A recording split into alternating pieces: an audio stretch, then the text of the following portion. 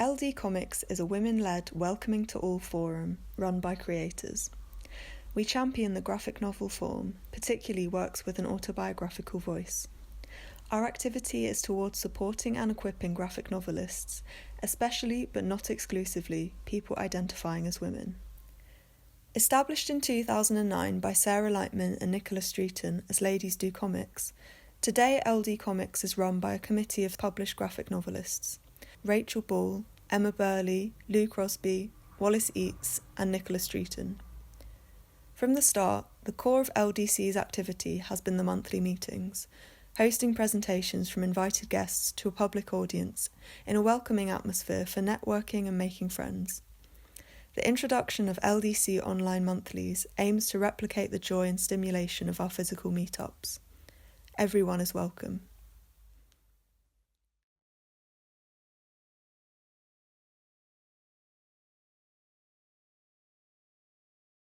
Hello, everyone. I'm so happy to be here. Wow, this is great. I'm here to talk about Polar Vortex, my first graphic novel, which is a memoir about my mom's kind of increasing dementia and my journey out to help her, basically, with a lot of surprises along the way. But I wanted to kind of go back in my career briefly and just tell you my background, which is in cartooning.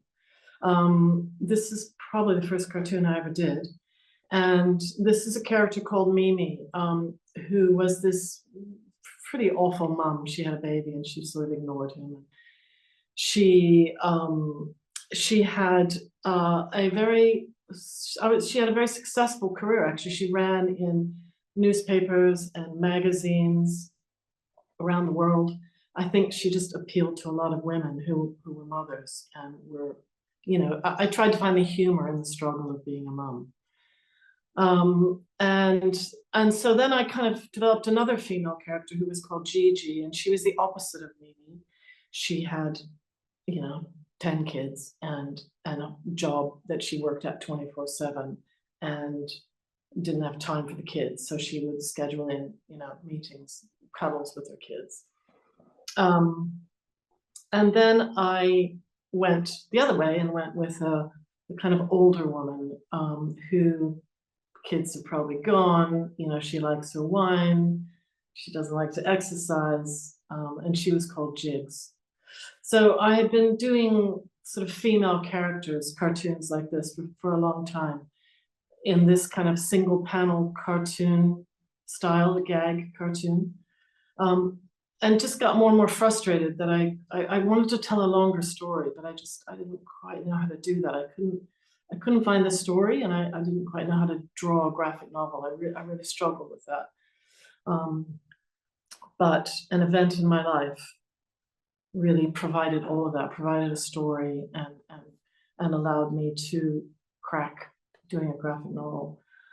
So I thought I would read the first spread from Polar Vortex, so you get a sense of maybe the story and my voice. I'm always chasing deadlines, but I call Mom every day. There's nothing new to say, but at least I know she's alive. She's not answering today. Come on, Mom. She's 91 and has lived alone since my dad died 5 years ago. The family home sits in a rapidly deteriorating neighborhood in the Midwest of America. It was built in 1927, the same year as my mom. They're both falling apart. I left home a long time ago, escaping first to New York City when I was young and fearless, and then further away to London for love. Now I float somewhere in between.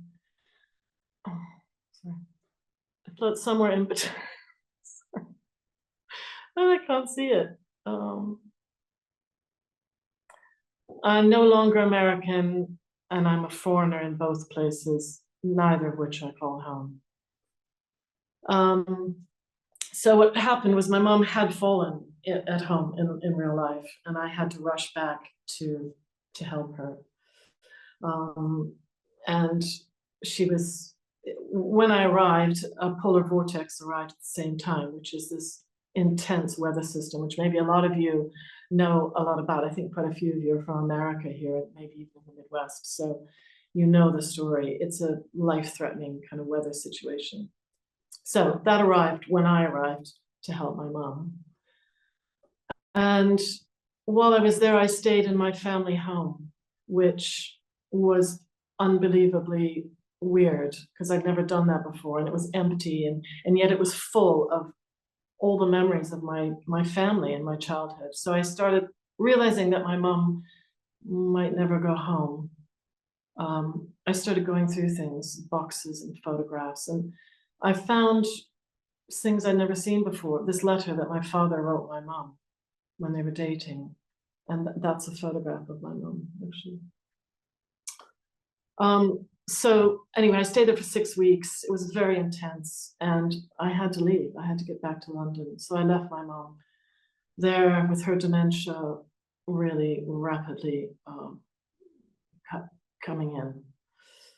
So that was hard. And then COVID hit, and I had time. I had time to do something that I wanted to do, and I had a story. So I grabbed all the stuff that I'd gathered at home, photographs and a diary that I'd kept while I was there with my mom, because I was so bored. I was there for 6 weeks, and I spent so much time sitting next to her in the hospital or being in the care center.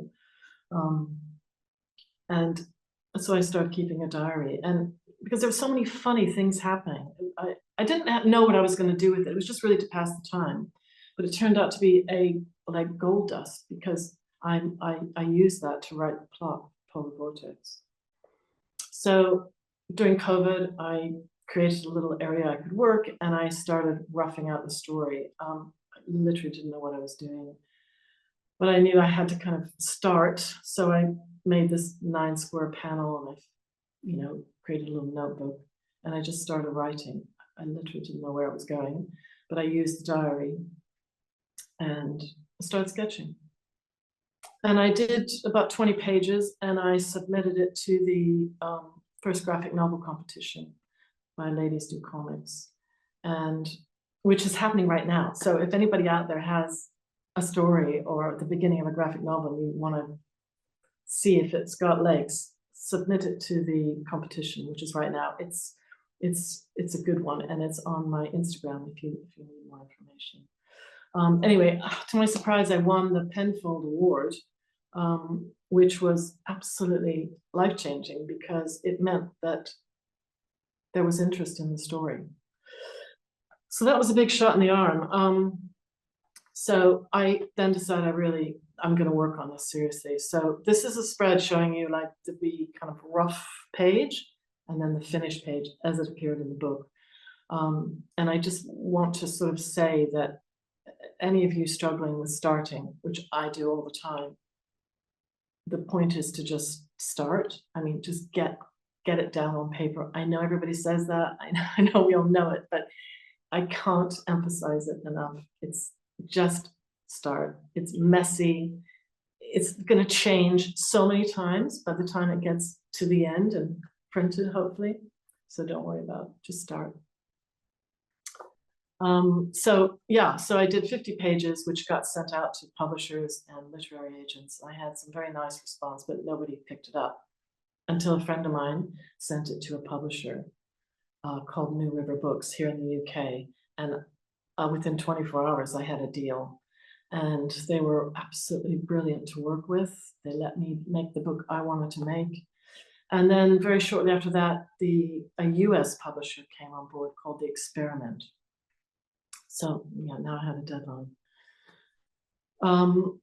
So these are spreads from the book. And I think what I want to say about this is that humor needed to be very much a part of the story, because obviously dementia can be very heavy, depressing, elderly care, and because I had a background as a cartoonist, it's my kind of default mode. I find humor in even dark places. So this is a spread dealing with these kind of horrible decisions you have to make when elderly care, when you have to make a decision about elderly care. And so I turned it into a game show. Obviously, Death was a character in the book, but again, I wanted him to be, have a lightness, have a sense of humor. The page on the left is about health insurance, which I take a stab at in the book pretty dramatically. Years of paying for health insurance in my parents' case meant they had nothing at the end that they would have a return for their care. It's pretty shocking. And on the right, I'm showing you that because two things. The blue background was, I decided that I needed to break the pacing of the book. So I added in these intermediate blue pages that kind of broke the flow a bit, give you time to think and pause and feel the feelings that you feel. And I knew that time racing had to be a very important part of the story as well. So the sand timer appears throughout, with the sand kind of running out. So I hope that gives the reader a sense of time racing. This spread is really illustrating the power of close-ups and mid-shots and wide shots. Very important when you're doing a graphic novel. It is like storyboarding a film. And so, you have to be sensitive to the places in the story that you need to really punch the reader and really close in on the emotion. So this is an example of that. It's when I realized my mom doesn't recognize me. This is illustrating the use of photographs, which I used a lot, that I work on in Procreate on my iPad. So I would just bring in a photo and make it a layer and just trace over it, really. And then, it wouldn't be a photo replica, but it would help kind of keep consistency. For example, as the protagonist, I had to keep drawing myself, which was like so tiresome, but it had to be consistent. So the photographs helped. Right, so I did it, I finished it, 350 pages, very proud. And then we had to come up with a title. Polar Vortex was a problem for my publisher. They felt it was too obscure as an idea. Even though I really, really wanted it, I really fought for it, but I had to give them options. So, there's some real crap in there, but anyway, at the end, we decided Polar Vortex was going to be the title, so I won. And then we had to do a cover. Again, it was many, many, many versions. Those are just some examples of the hundreds that I did. It was insane, but a good exercise. The power of the cover and what you really want to convey in the cover and what you're going to say. Very important. Anyway, we got this cover, funny enough, back to the original idea, basically, just me and my mom and the Polar Vortex kind of rushing in. This is the UK cover, which was hardback. The US cover is pretty identical, a little bit of change in the words, and they called it a family memoir. And in the UK, it's an illustrated story. They both sit in the nonfiction on the nonfiction shelf.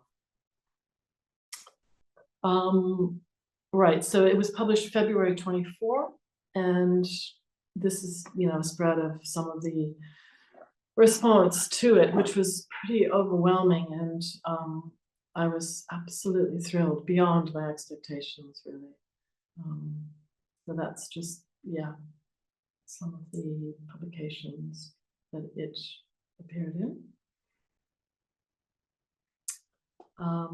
But what I really did this book for was for my mom, because she died in COVID and we had no funeral, we had no memorial. I was in England, she was in America. It was very sad. So I really made this book to honor her life. And her life was a lot more than dementia. And I wanted that to be known. So that's it. That's me.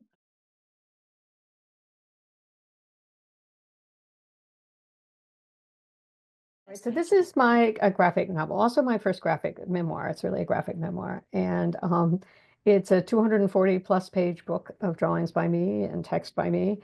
by a woman who never drew before in her life until 4 years ago.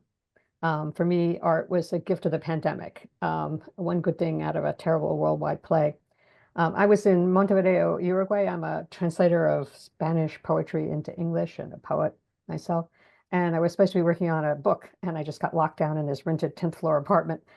And, it was a serious lockdown, like the UK, not like the US, where you weren't allowed out unless it was your day to go shopping. And I was just doom scrolling on the computer, and I was driving myself crazy. And I was just in this rented apartment with, 3 shirts and 4 pairs of underwear. There was nothing really for me to do. One tiny plant. And so when it was time to go out for groceries, I saw a pack of colored pencils that were in the grocery store because kids need them for their school projects. And so I bought them. And the colored pencils were these colored pencils, this beautiful box of German colored pencils that had made its way to Montevideo, Uruguay. And I just started to draw, and I really had no idea what to do. I mean, I think the last time I remember drawing something as a child was in the United States, you trace your hand and turn it into a turkey for Thanksgiving. And I wasn't very good at that. And I felt like I had gone through a door marked words as a kid and not the door marked art, and there was no going back. But I was going to try. And so literally I was sitting with no way to go outside. And so my first drawing in this pad that I bought too is a wall, which I could see out of my kitchen window and then beyond it. And so I just started drawing every day. I would draw a picture, and then my rule was that I had to draw. Once I started, I couldn't tear it up, and then I would post it on social media. It was just that moment in the pandemic when everyone was baking bread and posting pictures of it, or knitting scarves and posting pictures of it, and everyone was very sweet. It was like, "Oh, that's wonderful, best looking wall I've ever seen," which clearly is not. And I drew myself as a little monster me, which is pretty much my body shape. And I just kept going with it. And then the monster actually reminded me of a real picture of me, which is a picture of me on the front of what I think of as my all-word memoir, a book I published in 1998 called Space, which is about growing up in Florida during the moon race. And so I began thinking that what I would do was I would draw a graphic version of my memoir Space. And I started working on that.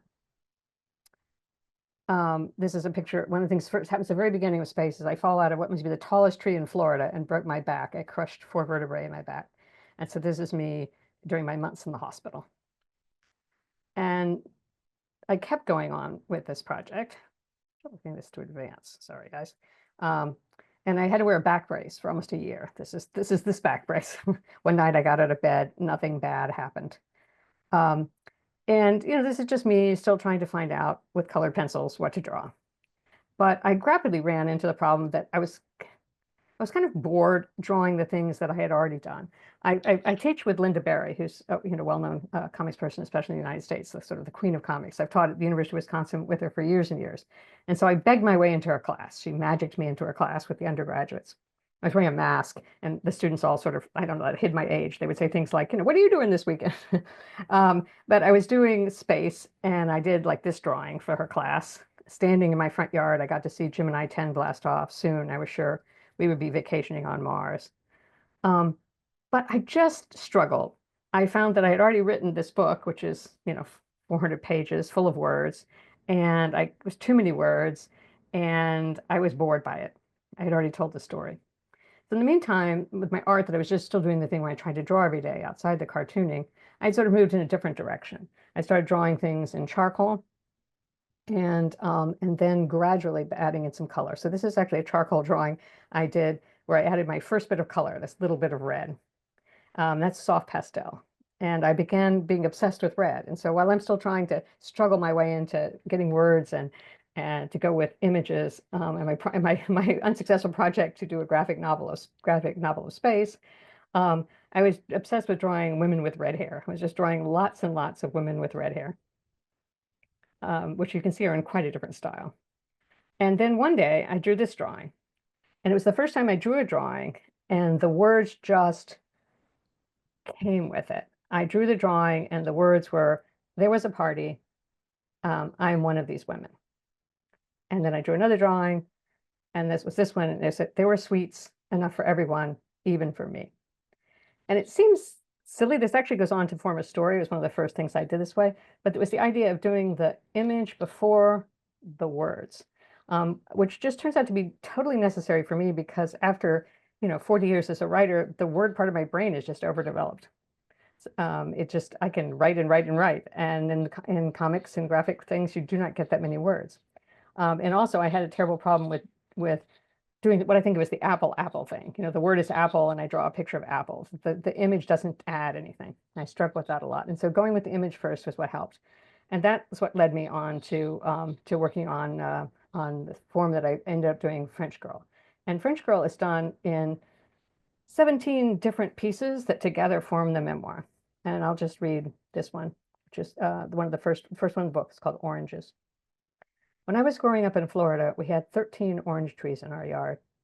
I never wore shoes unless my mother made me. Then I broke my back. I had to wear a back brace. My doctor published photos of me in an orthopedics journal. I wasn't allowed outside. I could only imagine my friends without me. My mother was worried. Down the street was an old house with a mausoleum in the yard. People said there was a glass coffin with a girl inside. My father was worried. He looked at my back brace and worried I was a girl made of glass. I could only take the brace off to swim, but the ocean was forbidden, the waves too rough. A neighbor lent us her pool. I spent the summer there, the only human in a watery world.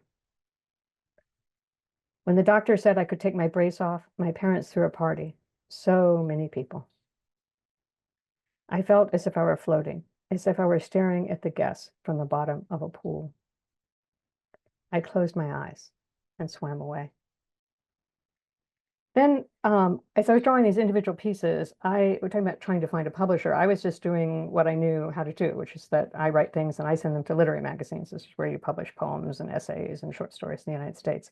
And magazines just quite cheerfully began publishing them, places that don't do comics or graphic work normally. I would just send it in as an essay or a memoir piece, and they would publish it. And that's where I found my publisher. So the publisher is Fieldmouse Press, which is a small comics press in the US. And they wrote to me when they were interested to see if I had a book. And I wasn't sure. I wasn't really thinking of them as a book. Unlike, I was still trying to do this other book, which was not working. In the meantime, I was having fun doing these. And my editor there, Rob Pugh, looked at it, and Rob Plow looked at it and said, yes, I can see. It's a memoir, it has structure. And as soon as he said that, I could see it too. I'm used to arranging books of poems and books of short stories and books of essays. And so I had the contract for the book, and then I drew about 3 more pieces of the 17 to fill in. Like, for example, I didn't have a piece on my father. And I'm going to close with just another short piece because we're talking about the weather today, being so cold. Oh, come on. There we go. And I'll do a very first piece, I think, that I drew in this style. I'm pretty sure that this is the first one I drew for the book. And it's called Winter. I was alone on the frozen lake. The wind on my face was so cold, I started crying. All my tears froze. I closed them, opened them, and there was a frozen world. I closed my eyes, opened them, and there were people all around me. I thought I saw my mother, but it wasn't my mother. I thought I saw my father, but it wasn't my father. Then a woman touched me. You don't belong here, she said. She touched her heart, then mine. I remembered my children when they were little. I felt my pulse. I opened my eyes, and it was summer. I did want to mention here, as I escaped from sharing a screen, that one of the other things that was really important to me in doing this book was I took a class at the Royal Drawing School. Am I not sharing? No, that's good. With Sarah Lightman. And she was a great inspiration to me because she had such much a broader view of comics than the people that I was working with before. It was like sort of like, seeing all the ways in which art can be narrative and not trapping things always inside of little boxes, inside panels. And so I really have to call her out as being also an enormous influence.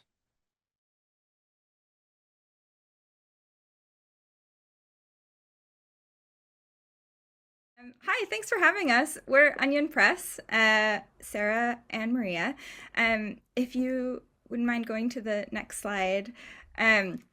We are a comics collaborative group. We work together and also separately, and we got funding this year to begin our work as a collaboration. And so with our funding from Creative Scotland, we made these publications. So each of us made some publications on our own, and then we worked together on Kathleen. So our funding was to give us some time to develop these, to do some research, to uncover some stories. We didn't have a clear-cut plan when we got started, but we've known that we've wanted to do Onion in some capacity for quite some time. We met in 2020 and immediately planned it. We had the plan to be Onion and to make some risograph comics, and so that's what we've done. So we'd love to talk to you about all our comics, but we're going to focus on Kathleen today. So go to the next slide. We applied to Creative Scotland for a lot of money, and they said, your proposals are brilliant, but we don't have very much money, so reapply and we'll give you a smaller pocket of money. So our great idea of we wanted to do an island series, a project about the Scottish Isles, and do lots of traveling and collect stories, because we love non-fiction comics. We wanted to collect stories from people. But we got less funding for it, so we had to do a budget version, which ended up taking on an incredible journey. So the nearest island to where Maria and I live in Edinburgh is Inchkeith, which you can see from my local beach of Portobello. And I used to live right on the beach, and I'd see it from my window and be very interested in it, and Maria could see it, or can still see it from her kitchen window in the distance.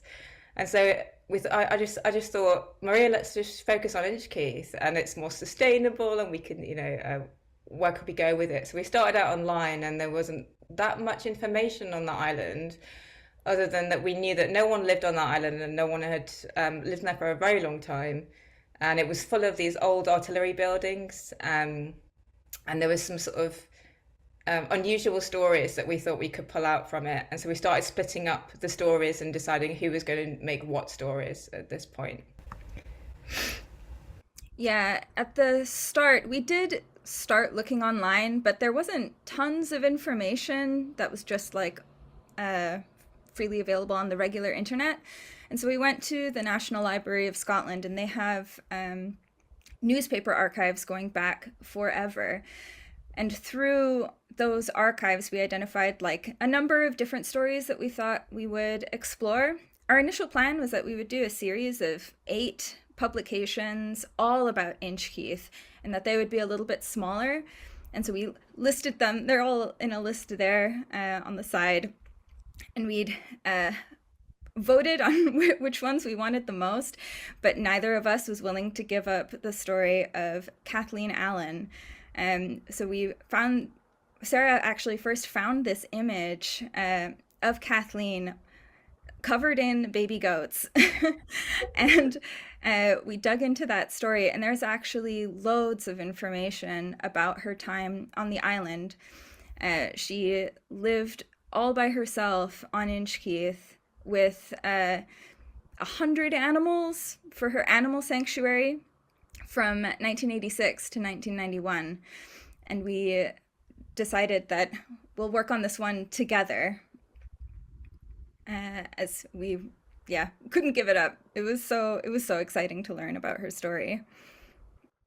Yeah, so we just kept going back to this archive and collection. We found newspaper article after newspaper article of this lady, and we kind of became obsessed with her story. The way that the articles were written were very much like, here's this lady, it's like Dr. Dolittle, Noah's Ark, and it had this sort of magical lady who's taking these animals to this island. But when you really dug into the articles, the tone of Kathleen in the articles was completely contrasting. Of like, this was my only choice for my animals. I gave up my job, my whole life, to take care of these animals and move them to this island because it was my only choice. And she keeps sort of repeating this and the hardships she was going through. The island has no, like, as I said, there's no one else living on the island. There's no electricity. There's no running water. But it was rent free. So we uncovered that she had got it rent free through the owner of QuickFit, who was a billionaire who'd bought the island, who initially wanted to turn it into a young people's adventure playground, but that fell through because it's completely uninhabitable, really, with these old artillery buildings. But the artillery buildings were really useful for Kathleen's purposes because she could house the animals that she had in the old buildings and try and take care of the old lighthouse. The lighthouse was now, there's no lighthouse keeper. It was in the 1980s, so she was there. You have to remind me, Maria, 1986 to 1991. So she was supported by some volunteers, but none of the volunteers were on the island, so she did everything every single day. She lived off tin foods, like nothing fresh at all. And she had a really, really difficult life, and there's a tiny boat that would take her to and from the mainland to collect food and etc. for the animals and for herself. And she would have the lighthouse keepers would periodically come and check on the lighthouse, because obviously it was automated, so they didn't need to be there all the time, and they would bring supplies. But sometimes that would be like those would be few and far between because of the weather. We did try for ages to get to Inchkeith because I always heard stories of people just going there once, or swimming or kayaking. Yeah. So many people suggested that we just swim there. It is like 4 miles shore. I wouldn't be able to swim there. The comic would be very different if we had attempted to swim there. It would be all about how I drowned. But once we started looking into Inchkeith, we started hearing stories from people about how, oh yeah, I heard there was a lady who lived there with a bunch of animals, or I've been there, I got a boat there. And I really thought that we could get there at some point. And we did manage. We did go on a boat tour, but they wouldn't let us actually set foot on the island. It was still really exciting though, because by this point we had done loads of research about Kathleen's story, and we had been forming a map of Inchkeith in our minds and trying to pinpoint which of these buildings was the house that she was living in and where were the animals, and here's where she would dock and the trip that people would take up to the house. I'm just being there physically next to it, like just seeing how steep it was and just how insane the conditions would have been for her and the animals. You don't really get that picture so much from the articles, but when we were actually like that sort of close to it and physically, you really got a sense of what it would have been like for her. Mm-hmm. The island is actually quite massive, but it is also narrow, and it looks completely different from all angles. I was really surprised once we got there just how many old buildings are on it, just that have completely fallen apart. You could go to the next slide. So we started digging deeper from that point and trying to find more online. This website is still up, the original website for her animal sanctuary, and we started there. I think it gives you a little bit of a sense of her tone and how she speaks about her work. So what she says, that we believe that while over 2,000 healthy cats and over 2,000 healthy dogs are still being destroyed in this country every day, it is wrong to allow them to be born. And she's very concerned with human cruelty to animals. The animals that she had taken in for her sanctuary often came from labs, or they came from really difficult circumstances. And I got the sense that she took every animal. She she was given the option to take. And all kinds. So on her sanctuary, she had about 15 dogs and 15 cats, a flock of sheep, she had goats, she had a couple of ponies, and chickens. And a massive pig, a huge pig called Porky, that she raised from the size of a cigarette packet. So tiny, and then she became gigantic. One of the stories that we tell about Kathleen is about her pig Porky, who, in Kathleen's words, fell in love with the pony Maguire, and they could not be kept apart. So Porky would learn to unlatch gates and things like that. There were loads of little stories like that about specific individual animals that she was raising, and then also the grueling day-to-day.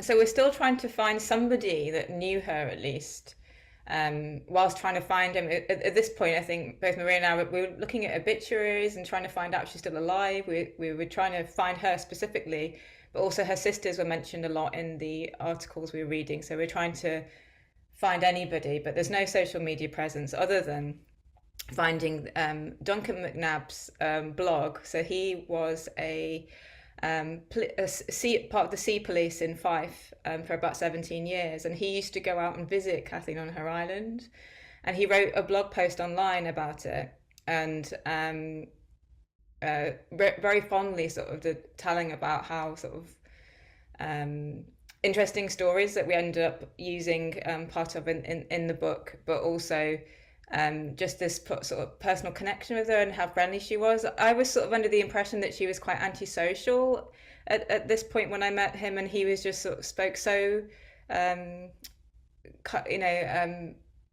well of her and what a social person she was and how chatty she was. So I was trying to pull out as much from him as possible. And then I think the best thing that came out of that interview with Duncan was that he said, "Oh, do you know about Noel's house party?"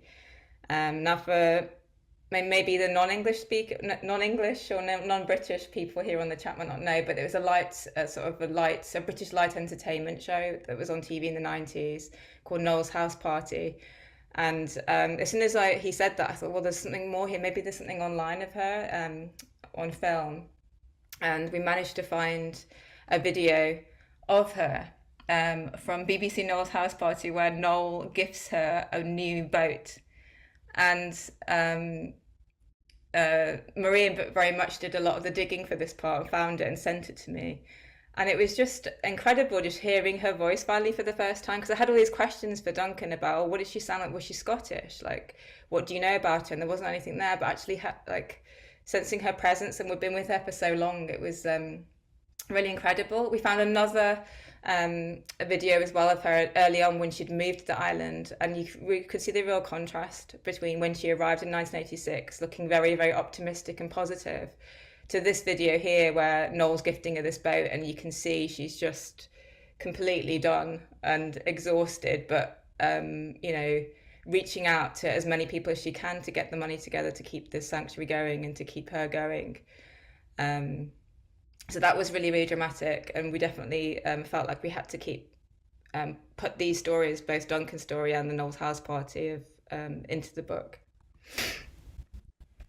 Yeah. So in terms of making the comics, I've actually got some roughs here. We would write together, really roughly, and then split what we saw as chapters, to do short comics together, or short comics separately, and then have sections throughout that we would work on together. So the very first version of it just looked like this, and we have just little labels of who's doing what. We're both on the cover. Cool. The intro, some notes, and who's doing what. And then, here's a There's some messy process to decide who's doing what and what the pacing would be. We each started out with some of the early comics, so about us arriving at the island and imagining what it was like for her to arrive. And then Sarah began illustrating her day-to-day, which you can also see on the left there. And her words in this book are her real words that she said, either in these interviews or in the articles. Sometimes they're paraphrased, but it is like the real things that she was saying and feeling about her time there over the years.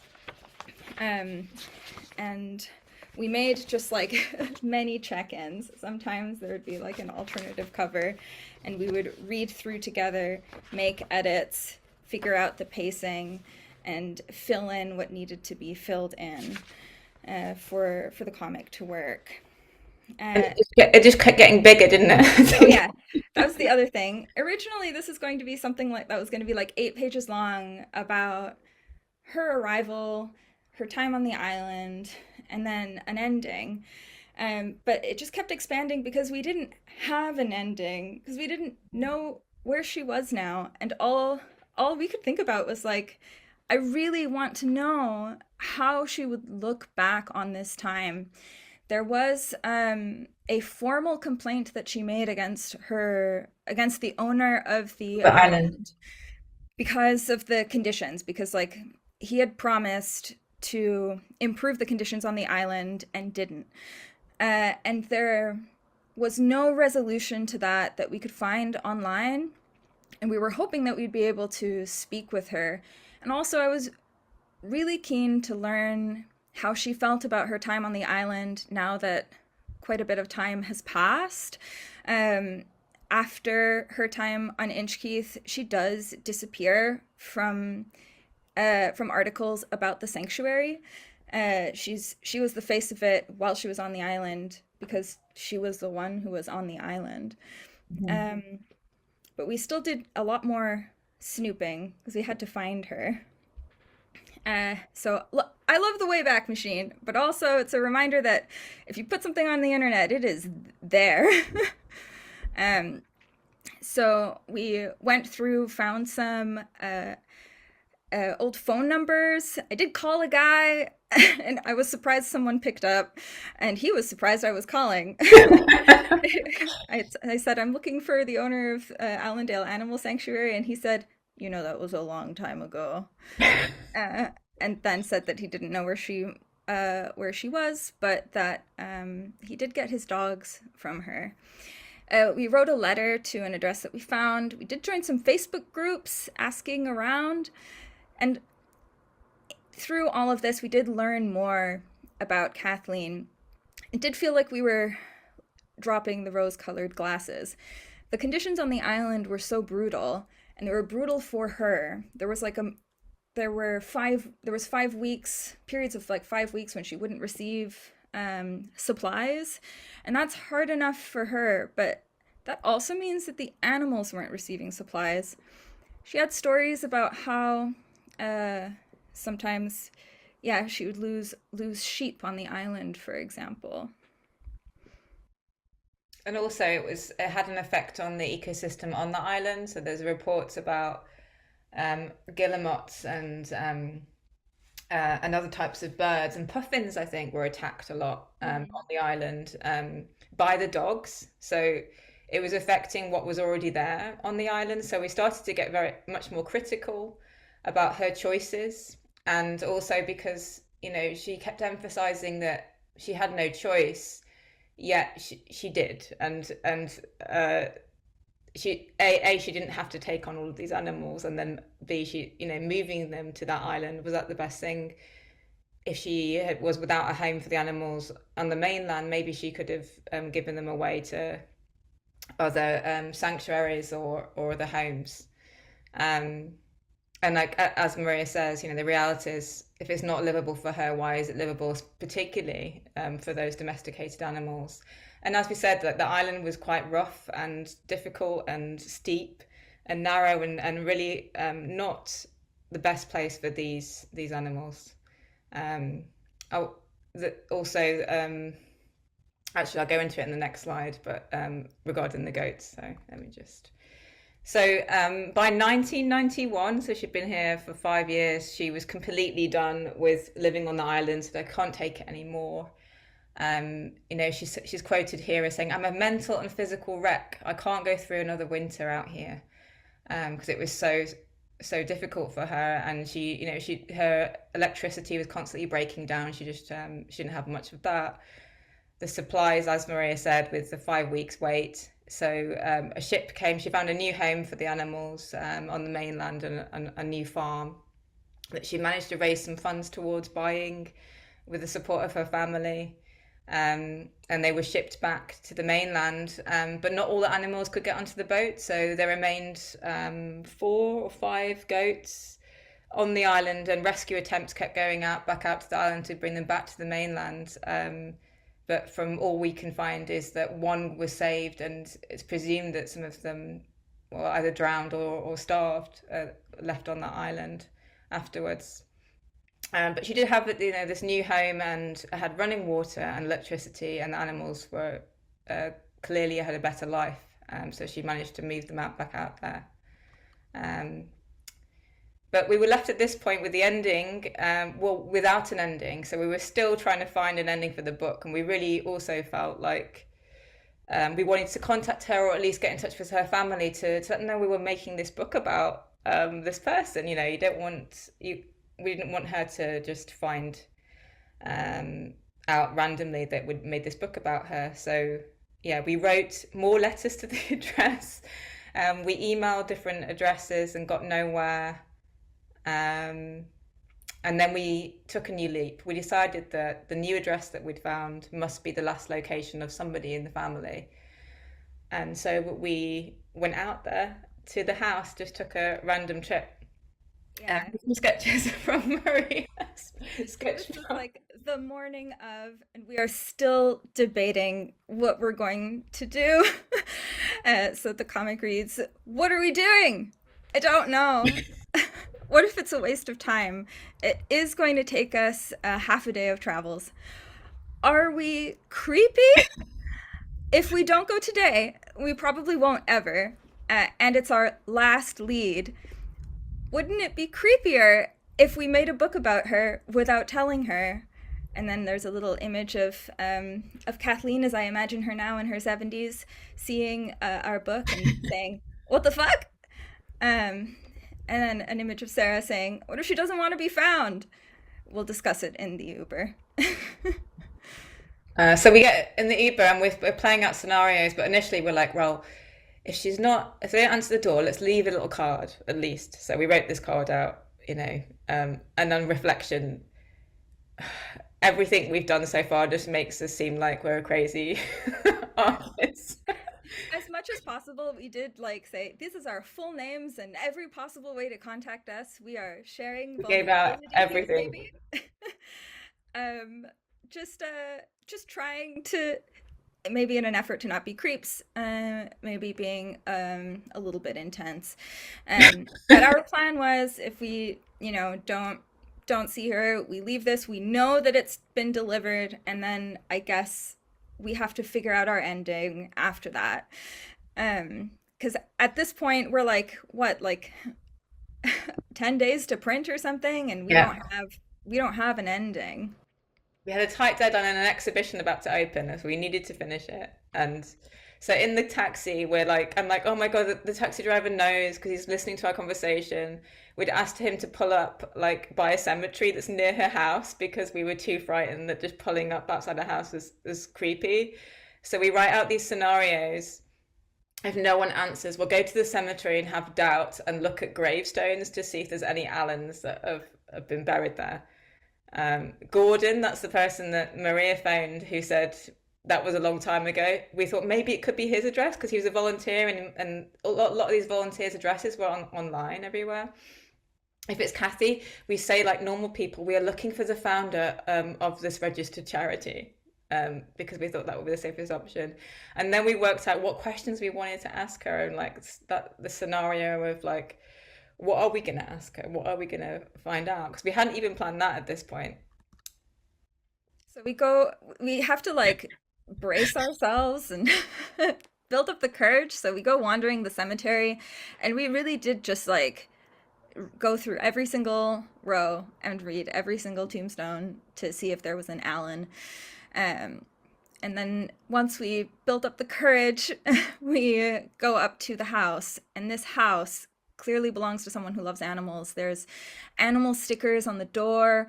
There's cat silhouettes on the awnings. There's a little mug that says Dog Dad that's pressed up against the window.